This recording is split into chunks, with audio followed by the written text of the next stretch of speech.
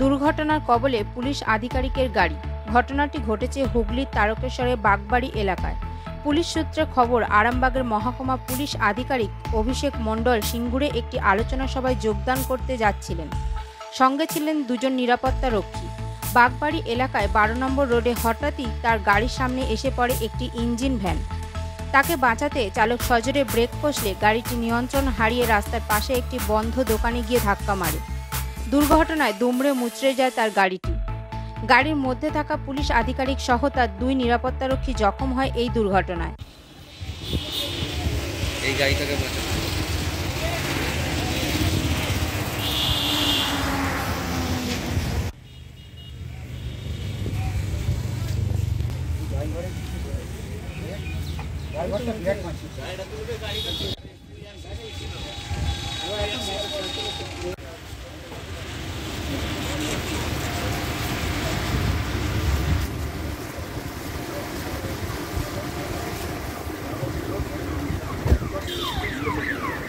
Break উঠতে পারেনি, মোড়ানো সিলিম মেরেছে এইখানটা মনে কখন যখন ঢুকে যাচ্ছে পুরো আমি দেখছি ঢুকে গেল গাড়ি।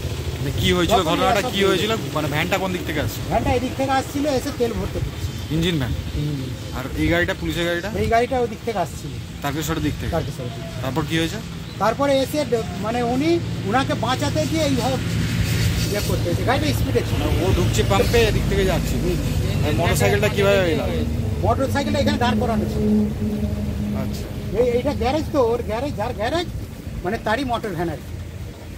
গাড়িতে কে কে ছিলেন? গাড়িতে কারা ছিলেন? গাড়িতে ছিল 2 অফিসার ছিল, আইপিএস অফিসার ছিল আর একটা অফিসার ছিল।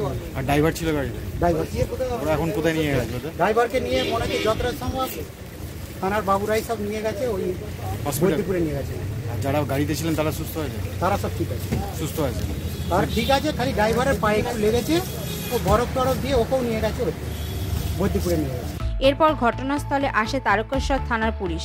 আহত পুলিশ আধিকারিক ও তার নিরাপত্তা রক্ষীদের একটি নার্সিংহোমে ভর্তি করা হয়, তবে তাদের অবস্থা স্থিতিশীল। Mirror TV news, Tarakeswar. আমাদের চ্যানেলের নিত্য নতুন খবর দেখতে চ্যানেলটি সাবস্ক্রাইব করুন ও বেল আইকনটি প্রেস করুন।